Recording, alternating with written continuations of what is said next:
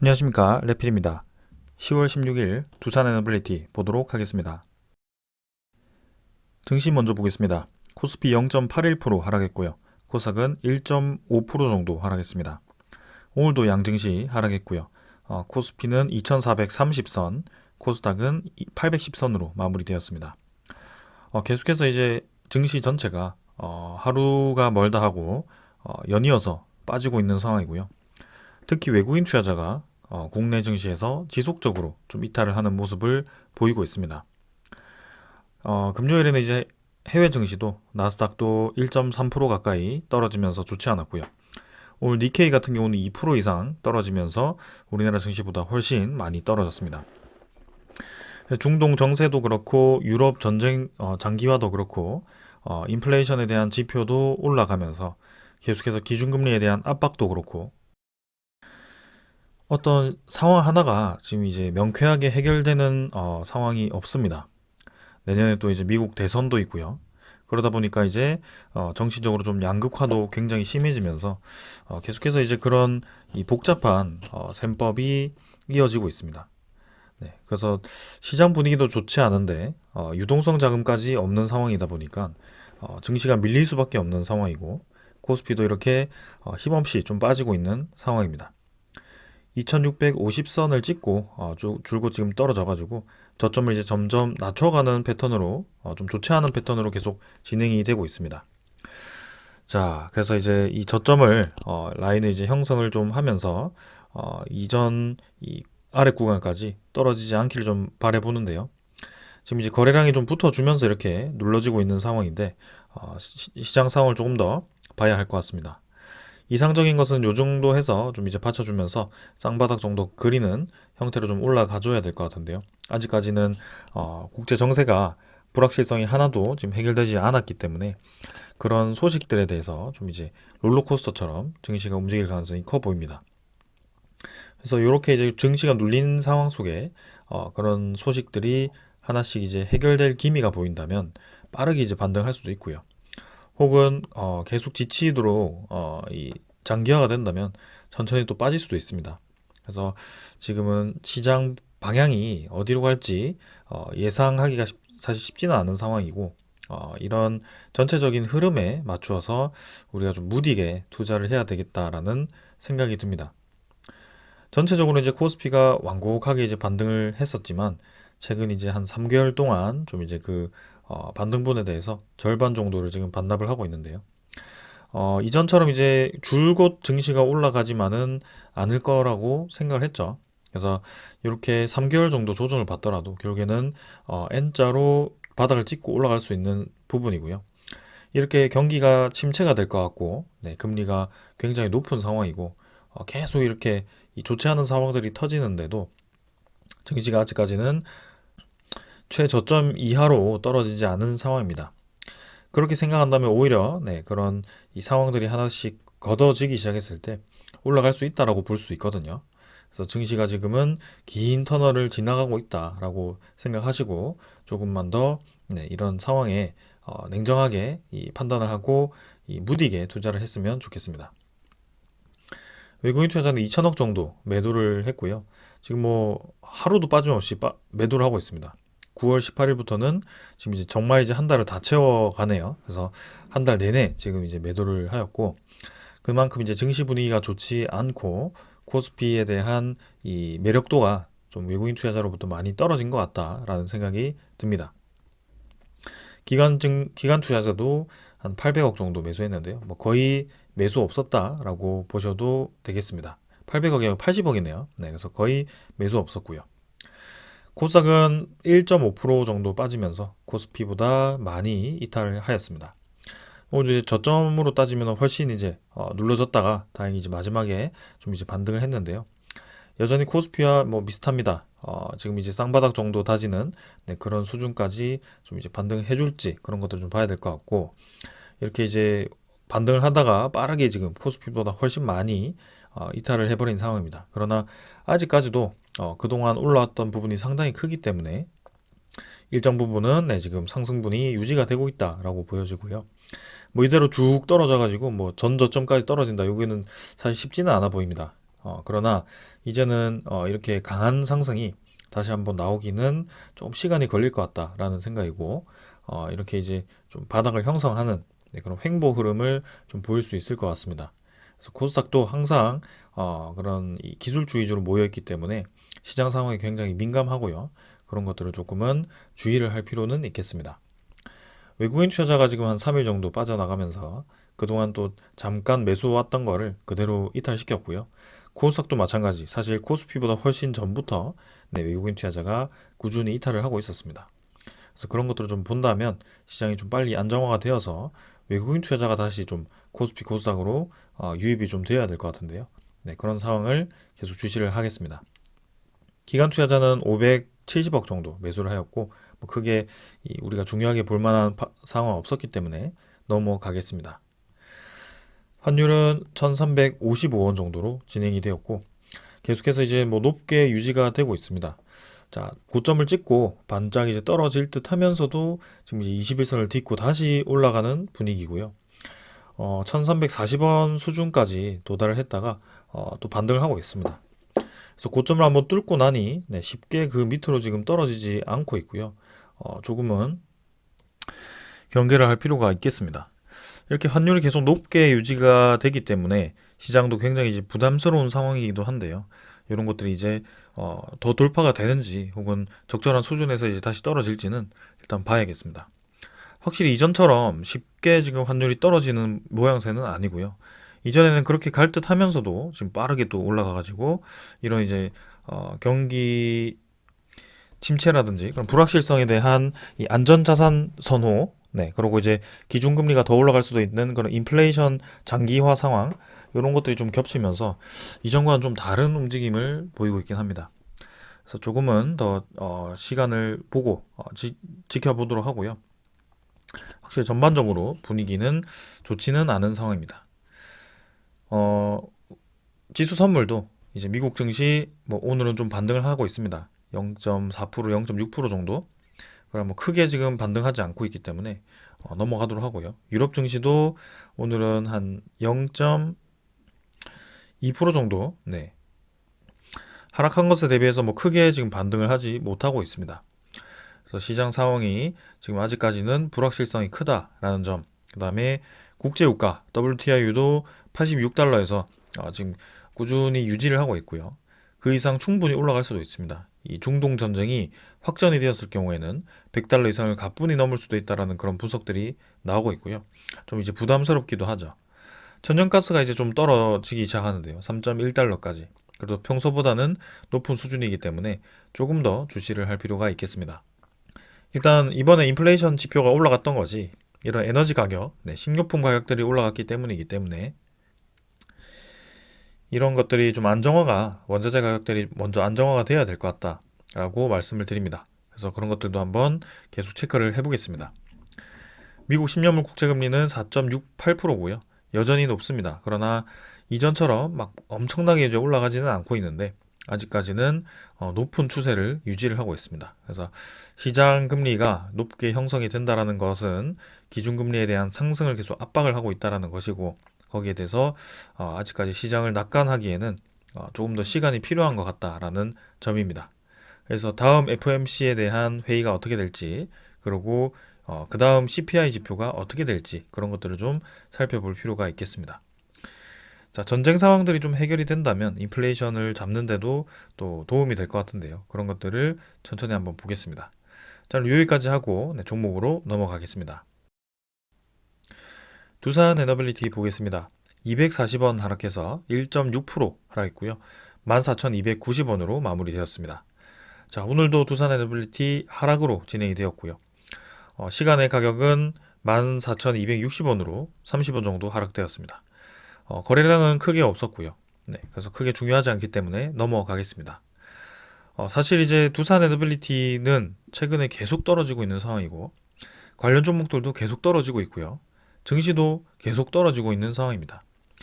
전반적인 시장 분위기가 이렇게까지 반등이 어렵나 싶을 정도로 계속 지금 떨어지고 있는 상황이고 조금 이제 이 반등이 나올 법한데도 꾸준히 지금 눌러지고 있는 상황입니다. 이런 것들이 조금 더 이 시간을 두고 봐야 될 것 같고요. 분명히 이제 시장이 이렇게 눌러졌다면 반등하는 구간이 올 텐데 그때 이제 두산 에너빌리티도 좀 이제 같이 반등을 해줄지 그런 것들을 좀 봐야 되겠습니다. 일단 시장에 대한 흐름은 지금 따라가고 있거든요. 코스피가 떨어지면 같이 떨어졌다가 반등을 할 때는 또 반등을 해주었다가 크게 지금은 1% 이상 떨어지지 않았기 때문에 오늘 하락분은 두산 에너빌리티에 대한 하락분이라기보다 전반적인 시장이 빠지면서 같이 빠졌다라고 볼 수가 있을 것 같습니다. 10월 13일에는 이제 4% 가까이 좀 빠지면서 좀 이제 이렇게 많이 눌러지는 모습이었는데요. 그래도 오늘은 그 거래량을 좀 줄이면서 다시 이 하락폭을 줄이는 모습이었습니다. 9월 한 18일부터 해서는 계속 이제 이렇게 음봉으로 좀 진행이 되고 있는 상황이고, 공교롭게도 코스피에서 외국인 투자자가 빠지는 그 시기와 굉장히 유사하게 지금 두산 에너빌리티도 빠지고 있습니다. 시장이 빠지면서 코스피가 한 10% 정도 이상 빠지면서 두산 에너빌리티도 한 17,000원 수준에서 15% 가까이 지금 이탈을 한 상황인데요. 사실 뭐 이게 장기화가 되어서 계속 떨어진다라고 하면 문제가 될 수 있겠지만 저는 그렇게 생각하지 않습니다. 그래서 적절한 수준의 시장에 대한 반등이 나올 거고 두산 에너빌리티도 같이 좀 올라갈 가능성이 높다라고 생각하는데요. 사실 지금 가격대를 보면 평소에 도달하지 않는 가격대이기 때문에 일반 투자자분들에게는 굉장히 이제 기업에 문제가 있는 것이 아닌가라는 생각이 들 정도의 그런 하락세이긴 합니다. 그러나 이 두산 에너빌리티만 이렇게 떨어졌다면 분명히 이제 문제를 삼을 거지만 지금 이제 증시 전체가 10% 가까이 빠졌기 때문에 충분히 이런 하락은 나올 수 있다라고 저는 생각을 하고요. 특히 그런 하락폭을 이용했다라는 것이 이 외국인 투자자로 또 드러났기 때문에 우리는 충분히 이해를 할 수가 있습니다. 그래서 공매도 잔고와 외국인 투자자에 대한 매도 물량과 그런 주가를 제가 비교한 자료를 계속 공유를 드렸고요. 그 자료를 보면 굉장히 밀접하게 관련이 있다는 것을 알 수가 있습니다. 그래서 이전에 5월도 마찬가지로 외국인 투자자가 이탈을 시키면서 공매도 잔고가 급증을 하였고 그때 이제 귀신같이 특정 날짜 기준으로 외국인 투자자 매수가 들어오면서 오히려 주가가 하락폭을 완전히 메워주면서 그 이상으로 치고 나가는 것도 우리가 보았었습니다. 그 뒤로 지금 이제 주가가 이렇게 꼬여가지고 크게 움직임이 없는 상황인데요. 지금도 외국인 투자자가 좀 많이 이탈을 하면서 공매도를 대폭 늘려놓은 상황입니다. 그래서 5월과 굉장히 유사한 상황이다라고 좀 보여지고 그때 당시에도 기관 투자자가 이렇게 또 같이 이탈을 하는 모습을 보였습니다. 수급적으로 지금 굉장히 유사하다라는 것을 저는 느끼고 있는데요. 이 시기가 과연 어떻게 마무리가 될지를 한번 좀 봐야 될 것 같습니다. 그래서 코스피는 코스피대로 반등을 할 거고 두산 에너빌리티도 마찬가지 결국에는 그 외국인 투자자가 이때까지 보였던 그런 패턴대로 다시 들어올 가능성이 높다라고 저는 말씀을 드리고 있습니다. 그래서 그 외국인 투자자가 들어온다면 어디까지 또 들어올 것인지 그리고 이 하락폭을 빠르게 지금 메워줄 것인지 그런 것들을 한번 주로 해서 좀 살펴보도록 하겠습니다. 참 시장이 야속하기도 합니다. 우리가 오래 기다렸던 만큼 좀 이제 올라갈 듯 하면서도 계속 이제 눌러지는 상황인데요. 그거는 뭐 국제 정세도 그렇고, 인플레이션 장기화도 그렇고, 사실 우리가 경험해보지 못한 상황들이 지금 벌어지고 있다 보니, 이렇게 어쩔 수 없는 상황이 이제 만들어지고 있다라고 생각하시면 되겠습니다. 그래서 오죽하면 2007년에 그런 아주 좋지 않았던 금융 위기 사건, 그죠? 리만 브라더스 사태를 비할 정도로 지금 상황이 굉장히 좋지 않다라는 얘기들이 많이 나오고 있죠. 그래서 그만큼 시장이 좋지는 않다라는 것을 여러분들도 좀 인식을 하고 투자를 하셨으면 좋겠고요. 그런 상황이 있기에 우리가 이제 화랑기도 있고 좋은 상황이 만들어진다는 것도 이해를 하시면 되겠습니다. 그래서 지금 상황을 잘 넘긴다면 분명히 이제 좋은 분위기로 형성이 될 텐데 그 좋은 분위기로 가기까지 지금 시간이 좀 많이 걸려가지고 그걸 이제 견디지 못하는 분들이 많은 것 같습니다. 그래서 조금은 제가 계속 버텨달라는 말씀을 드리고 있지만 그게 좀 힘드시다면 사실 뭐 어쩔 수가 없습니다. 지금은 이탈을 하고 다른 종목을 갈아타기보다는 지금 그냥 손을 놓고 좀 지켜보는 수밖에 없는 상황이고요. 그거는 이제 일찌감치 좀 정리를 했어야 되는 상황이고 지금 상황에서는 이탈하기도 사실 쉽지 않은 그런 가격대입니다.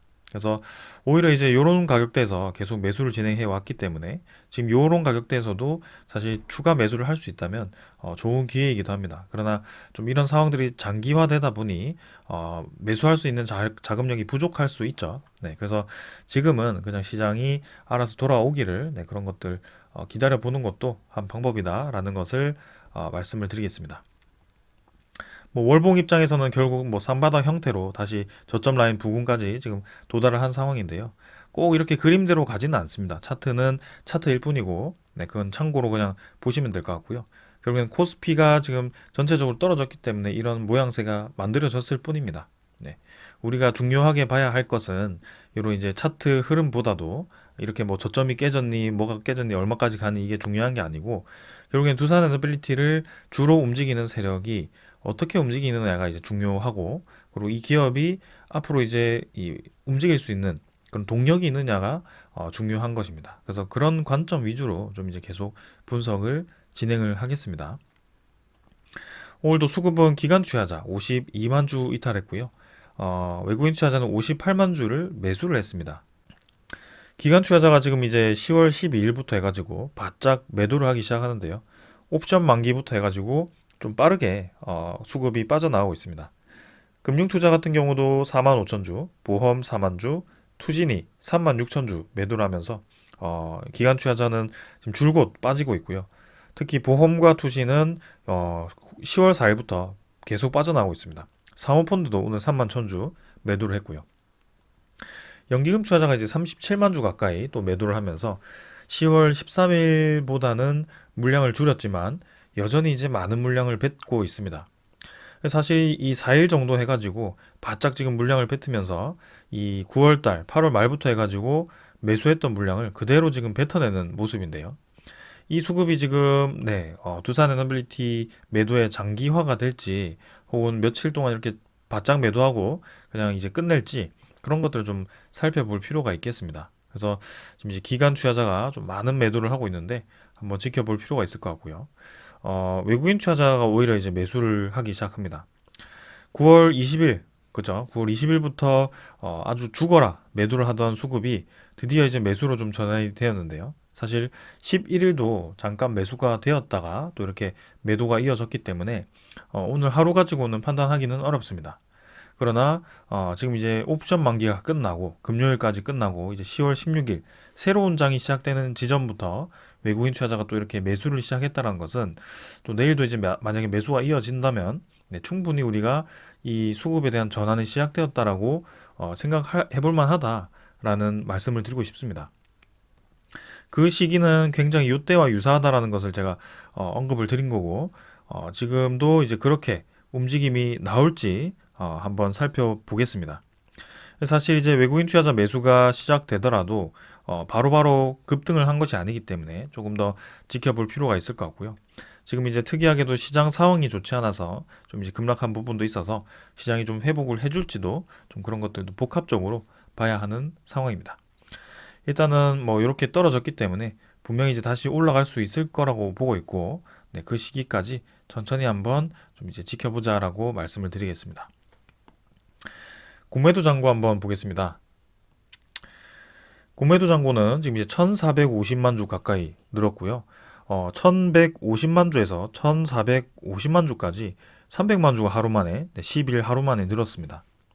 그러니까 이 옵션 만기까지 바짝 이제 공매도를 이렇게 급격하게 늘리는 모습이었고요. 10월 13일 이 90만 주도 마찬가지 공매도 잔고를 급격히 늘렸을 가능성도 있습니다. 그래서 지금 특정한 날짜 기준까지 공매도를 와구와구 지금 채워 넣은 것 같고요. 꽉 채워가지고 요걸 이제 어떻게 활용할지를 좀 지켜보자라고 저번 영상에서 말씀을 드렸습니다. 결국에는 400만 주에서 지금 1000만 주 가까이를 곡간을 지금 채워 넣은 상황이고 사실 최근 들어서 가장 높은 수준의 공매도 잔고이기도 합니다. 그래서 이 잔고를 활용하기 위해서는 분명히 이제 상환할 수 있는 그런 명분이 필요할 텐데 그게 이제 다음 달에 MSCI가 될지 혹은 뭐 그런 이 다른 소식이 또 있을지 그런 것들 한번 보겠습니다. 저는 근데 MSCI와 굉장히 밀접하게 관련이 있을 거라고 보고 있고요. 특히 모건 스탠리가 공매도의 주 세력이라는 것을 보았을 때 MSCI가 빠질 수가 없습니다. 그래서 두산 에너빌리티가 MSCI 비중이 늘어난다면 군매도를 활용해서 지분을 채우는 형식으로 진행하기 때문에 한번 그 움직임도 보겠습니다. 자, 10월 16일자로 지금 이제 1 군매도 거래가 계속 이제 40만 주, 50만 주, 70만 주, 90만 주 이렇게 계속 늘어났던 그 군매도 거래가 이제는 17만 주 가까이로 이렇게 또 줄었습니다. 그래서 전체 거래 360만 주에서 17만 주라고 한다면 5%도 채 되지 않는 공매도 비율이었고요. 이제 10% 이상의 그런 비율을 유지하던 그 시기가 넘어갔다는 거죠. 그래서 아직 5%도 그리 평소에 적은 수준까지는 아니지만 그래도 이전보다 확실히 지금 공매도 이 비율이 줄었다라고 볼 수가 있습니다. 그래서 내일도 이 공매도를 줄이고 외국인 투자자의 매수가 붙어줄지 그런 것들 한번 체크해 보겠습니다. 그 다음에 이제 대차장고 보겠습니다. 대차장고도 오늘도 체결이 늘었고요. 100만 주. 어제도 금요일도 100만 주, 11일도 100만 주, 10일도 100만 주, 6일도 100만 주. 그러니까 이게 계속 유사한 세력이 이렇게 매일 동일하게 이렇게 대차장고를 빌리는 것 같은 느낌이 이렇게 만들어진 데이터가 보이고 있습니다. 그래서 이 수급이 대차장고를 계속 늘려갖고 지금 무슨 짓을 할지 이런 것도 좀 살펴볼 거고요. 2,970만 주까지 또 대차장고를 늘리면서 최근에 이제 공매도 장고와 함께 바짝 이렇게 대차장고도 늘려놓는 모습입니다. 자, 그러나 오늘자부터 해가지고 1 공매도 거래가 줄었고 외국인 투자자가 지금 이제 58만 주 매수해서 64만 주 매수로 증가를 했습니다. 그래서 전날 금요일에 매도했던 물량을 대부분 이제 채워 넣었고요. 그래서 대차장고도 이제 내일부터 다시 줄어들지, 공매도 장고도 내일부터 줄어들지 그런 것들을 살펴볼 필요가 있겠습니다. 보유율이 이제 12.59%로 진행이 되었고요. 이제 외국인 매수세가 시작이 되어서 연일 매수가 들어온다면 13% 이상 또 이제 치고 가서 13.8%까지 또 그 물량 일정 물량을 채워 넣을지 그런 것들을 살펴보겠습니다. 거래원은 뭐 마찬가지입니다. 오늘도 신한증권 매도가 강했고요. 미래에셋증권이 최근에 좀 자주 보입니다. 그래서 연기금 투자자 물량과 유사하다라고 좀 보여지는데 전날 JP모간이 또 33만 주 매도했고 흥국증권, 리딩투자, 뭐 IBK증권 이런 증권사들은 이 연기금 투자자가 주로 이용하는 증권사입니다. 그래서 연기금 투자자의 매도가 이렇게 골고루 증권사별로 쏟아졌다. 거의 동일한 물량 쏟아졌죠. 그래서 기계적으로 이탈을 시켰다라고 볼 수가 있는데 이러한 이유들이 있는지 이게 이제 장기화가 될지 그런 것들을 살펴보겠습니다. 그래서 오늘도 프로그램 매수가 붙어주면서 외국인 물량이 붙어주었는데 내일은 어떻게 될지 보겠습니다. 자, 그래서 이 정도로 이제 기술적인 부분 말씀을 드렸고요. 뭐 지금은 뭐 주가도 이렇게 뭐 14,000원 초반대까지 떨어져서 이전에 보지 못하던 주가가 왔다. 그래서 뭐 더 내릴 수도 있다. 혹은 기업에 뭐 문제가 있는 게 아니냐. 언제 오르냐. 뭐 그런 얘기들이 이제 자주 나오기도 합니다. 그러나 지금 상황은 사실 모든 종목이 동일한 상황이다라고 볼 수가 있고요. 혹여나 급등을 하던 종목들도 내일이면 급락을 할 수도 있는 시기이기 때문에 상당히 조심스러운 시기이다라고 생각을 합니다.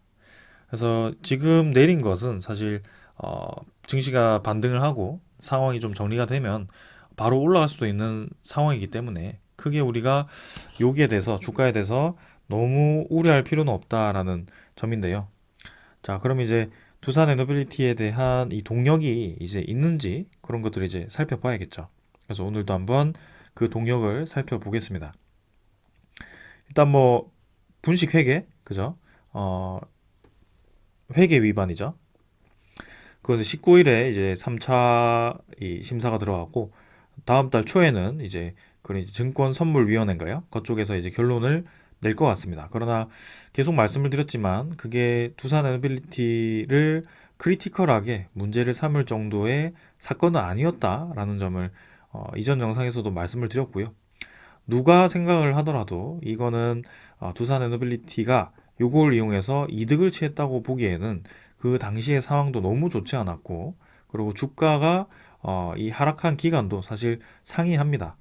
그래서 누군가에게 중대한 손실을 입힌 것도 아니고 두산이 그걸 이용해서 이득을 취한 것도 아니고, 그죠?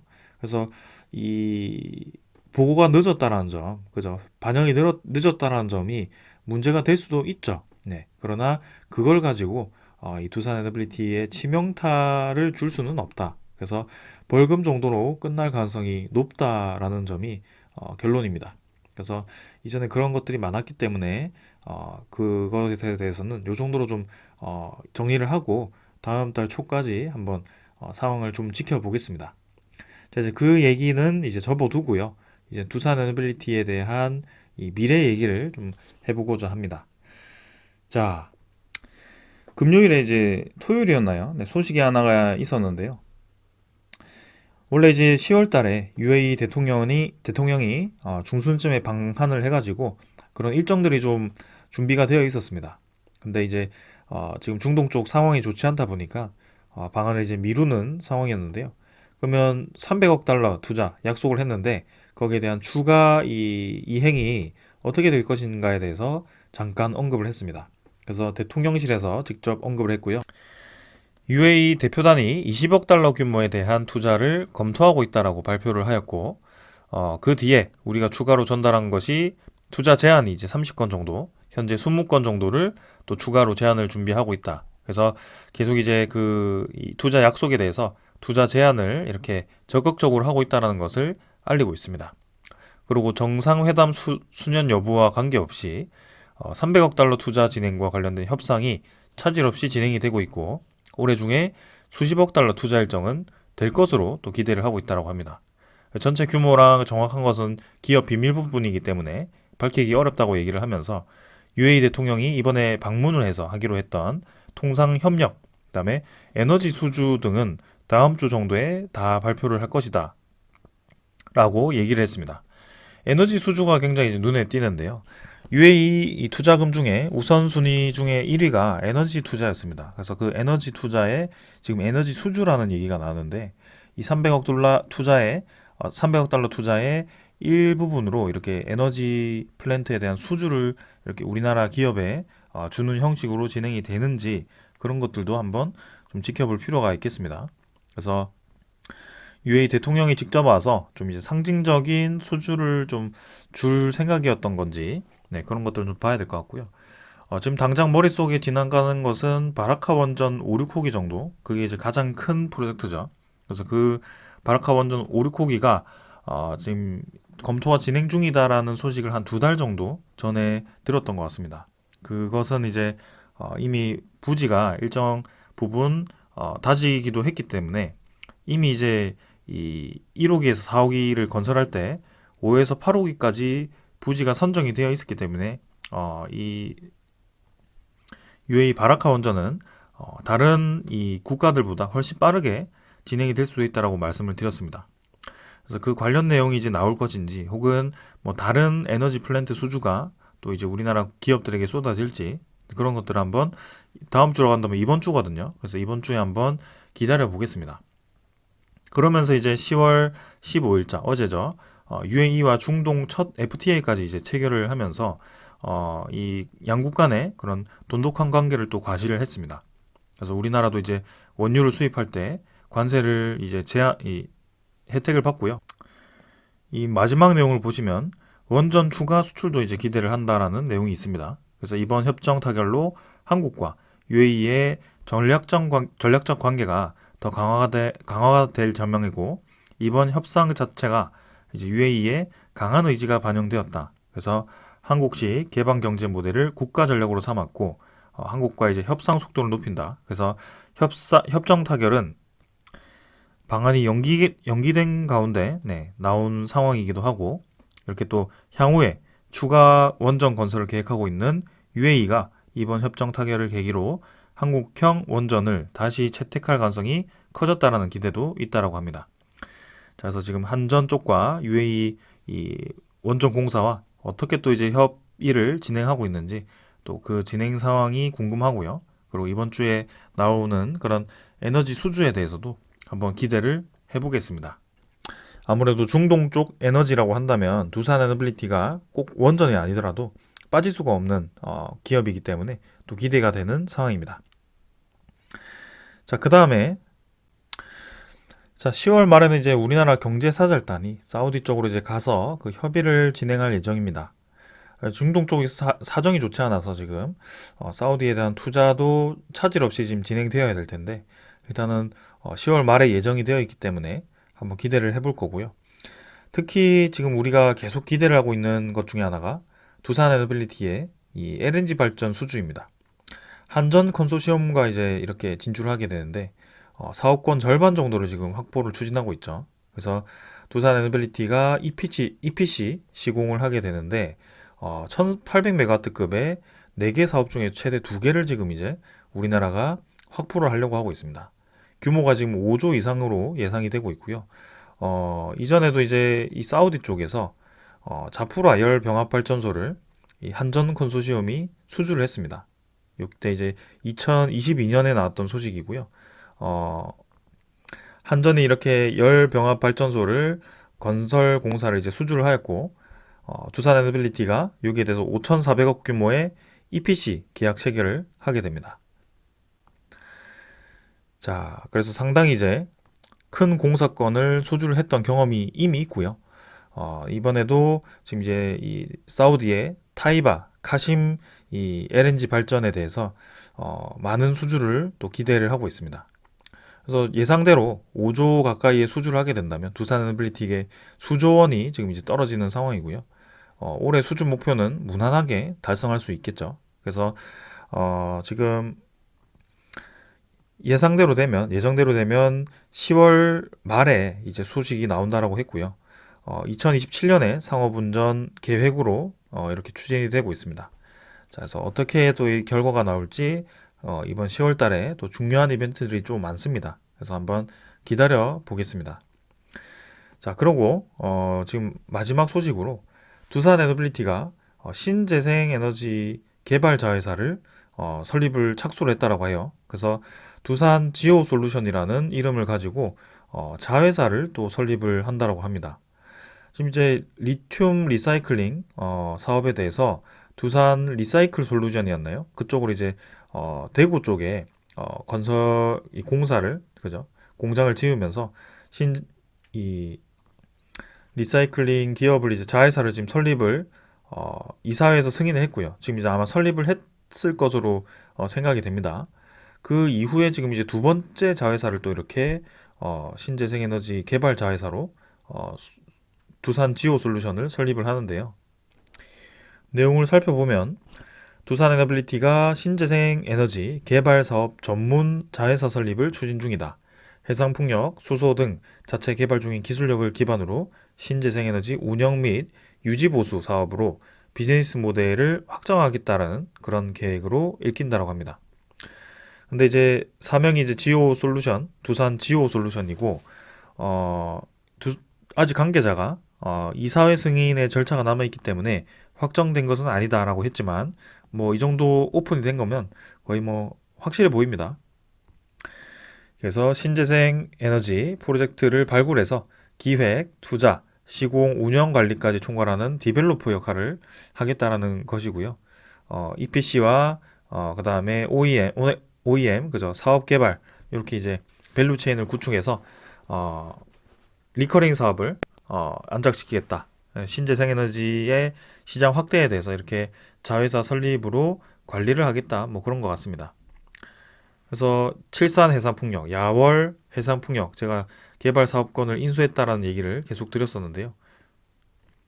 여기 이제 그 내용이 다루어져 있고요. 창원 연료전지, 광주 연료전지 등 이렇게 이제 수소 연료전지도 개발을 하고 있다라고 이렇게 얘기가 나왔습니다. 두산 에너빌리티가 지금 이제 배터리 리사이클링 회사, 그다음에 신재생 에너지 회사 이렇게 계속 따로따로 자회사를 좀 설립을 하고 있는데요. 이게 이제 뭐 물적 분할이다라는 평가도 할 수 있겠지만 사실 뭐 아직까지는 물적 분할까지는 아니고요. 자회사 정도, 100% 지분을 가지는 자회사 정도로 좀 이해를 하시면 되겠습니다. 예를 들어 뭐 두산 비나처럼 베트남에 있는 100% 자회사 그런 느낌으로 이제 자회사 설립을 한 거고요. 만약에 이제 기회가 된다면 상장까지 염두를 해두고 이렇게 이제 좀 사업부를 떼내는 따로 이제 자회사를 만드는 그런 상황을 만드는 것 같네요. 그래서 두산 에너빌리티가 이제는 지주사로의 역할을 좀 하겠다 뭐 그런 상황인 것 같고요. 일단은 뭐 그리 좋은 소식도 나쁜 소식도 아닌 뭐 그런 소식이다라고 생각을 하겠습니다. 좀 보자면 두산 에너빌리티 입장에서 신재생에너지에 대한 사업이 커질 가능성이 높기 때문에 이렇게 자회사 설립을 하는 것으로 좀 보여지고요. 거기에 대해서는 뭐 긍정적으로 볼 수밖에 없습니다. 매출도 이제 100% 네, 이렇게 두산 에너빌리티로 인식이 될 거기 때문에 크게 걱정하지 않아도 될 것 같습니다. 자, 일단 우리에게 중요한 소식은 지금 이제 10월 2주 정도 남았는데요. UAE 쪽의 에너지 수주 소식과 그 다음에 사우디 쪽의 LNG 수주 소식이 나올 것인지, 그리고 이제 올해 폴란드 원전에 대한 결론과 그 다음에 이 코스피에 대한 시장 상황이 좀 개선이 될지 그런 것들을 좀 위주로 보는 것이 좋겠습니다. 그래서 그런 상황들이 좋게 흐름이 이어진다면 분명히 이제 주가는 금방 올라갈 수 있다라고 보고 있고요. 이렇게 죽어라 공매도 치던 외국인 투자자들도 결국에는 때가 되면 죽어라 또 상환을 하면서 주가를 올려왔습니다. 그래서 우리는 그 때를 기다리면서 천천히 지금도 접근을 하면 되겠습니다. 자, 여기까지 하고 마무리하겠습니다. 감사합니다.